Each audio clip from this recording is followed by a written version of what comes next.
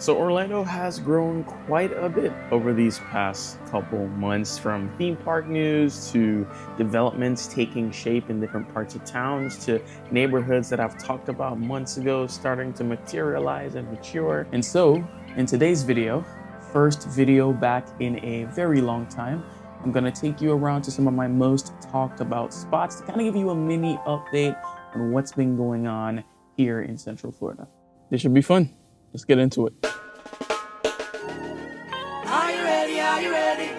Clermont's changing in a more subtle way than other areas that we'll talk about today. You got new plazas, you got retail ventures that died out and now being replaced with new retail ventures. But I think for big change to happen in the Clermont area, it has to start with its infrastructure, because that's kind of like the #1 challenge when it comes to Clermont, in my opinion. And so, as you can see, one of the projects that they should be working on is the Western Way connector that is just seemingly taking forever. I'm assuming they have the road closed sign along with the equipment here, because a lot of people actually started using this little green path going through the dirt over to Orange County because it's just that quicker. It takes literally 25 to 30 minutes sometimes to get to the other side of that road, which is ridiculous. You may have also heard me talk about State Road 516 before, or better yet known as the Lake Orange Expressway. When you look at the renderings for what 27 will change into to accommodate this road, it almost looks unreal to think little old Clermont is gonna look like a major city in a way,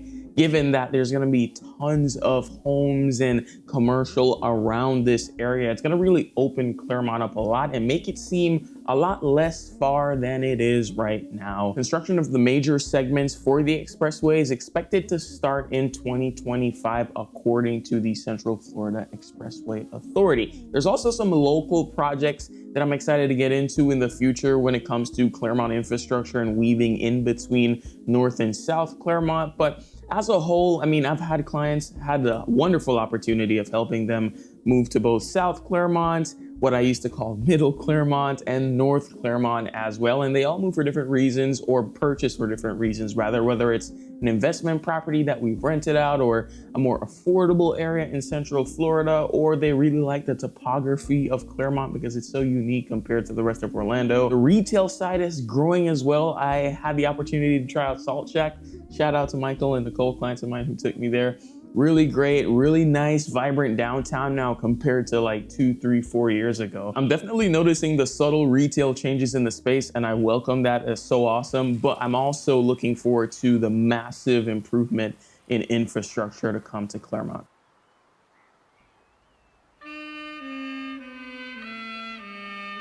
Unfortunately for me, the audio of our next destination got completely nuked by wind noise, but let's talk about Minneola. Not too far from Clermont, kind of like Clermont's little brother in a sense. When I talk about Minneola, I tend to be talking about the Hills of Minneola development, and unlike Clermont and the two other areas that we'll speak on today, it is quite small in size, but incredibly large in impact. We're talking hundreds of millions of dollars of development pouring into this one part of town. You got the Advent Health Hospital up and going vertical. Really cool to see that come to life. We're also seeing the K-8 school showing signs of great progress. I know people in there now that have their kids that homeschool them in anticipation of this opening up next August, and so that's going to be really exciting. Some things that we haven't seen much movement on though would be that retail section right beside Advent Health Hospital. If you check Crooked Can's official Instagram page, which is kind of the brand for the food hall that's supposed to be coming there, they give updates all the time. The renderings look absolutely amazing,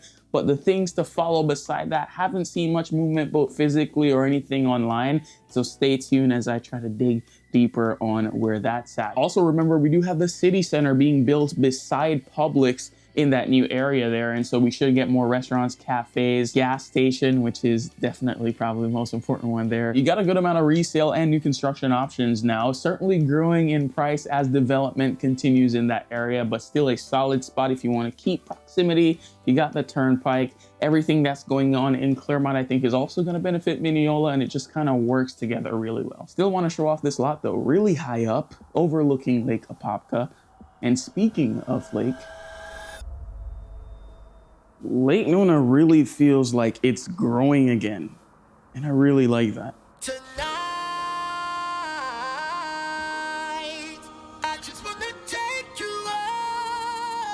On the south side of Lake Nona, we have the new middle school, which is now up, and the elementary school right beside it getting built is expected to be open in 2026. We also got more info on the 14-acre City of Orlando Community Park, which I'm excited to get into in my Lake Nona video in the future. Not to mention, and I may be a little bit biased in this, but I just listed the best property in Laureate Park, the home that literally has it all. Excited for you to go check it out in the description or the pinned comment down below, and stay tuned in the very near future for a full video on this property. But yeah, you may have heard of Lake Nona West, for example, the new shopping plaza coming to Lake Nona, and that Target was confirmed for that area. We've also seen Advent Health make a huge investment with a brand new state-of-the-art hospital that I'm excited to get into the details of. Retail section on the bottom of the One Performance Plaza is making, albeit slow, progress as well. Excited to see the health and wellness retail options that will fill up that space. But as far as homes go, right now there's a good amount of resale and new construction options in Lake Nona and the surrounding area. If you want ultimate convenience, you want to be in the Crown Jewel neighborhood like my listing in Laureate Park, you have those options available to you. But I've helped clients also in Meridian Parks, which is not too far away. Great amenities within that neighborhood, but still access to the Lake Nona Town Center and everything that Lake Nona has to offer. Funny enough, a client of mine, shout out to you, Teon, his dad was the one that actually referred him to me, and he actually lives here in the Sunbridge community, and they invited me to this really cool German spot in Sanford. I'll pop the picture up here in case you wanted to go check it out as well, my first time. But we were talking about Sunbridge and kind of where it's at right now, and I think it's in a very interesting spot. On one hand, it has like massive amounts of potential still, but it's sort of gone into this very shadowed, overlooked space.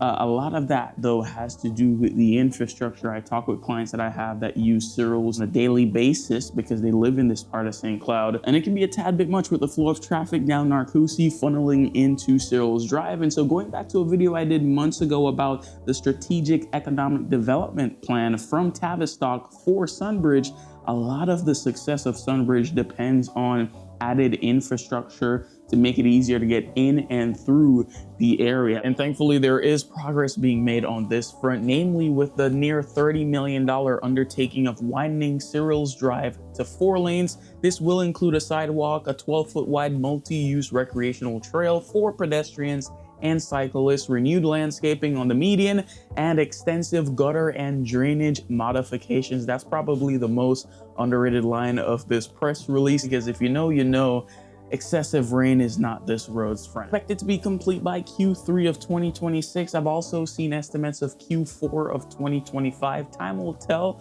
but I think this is a great step in the right direction. And secondarily, we have an update on the Osceola Parkway extension, namely that it got approved. It's currently broken up into 3 segments, and so depending on the segment, construction is slated to start in the late 2025 timeframe or early 2026.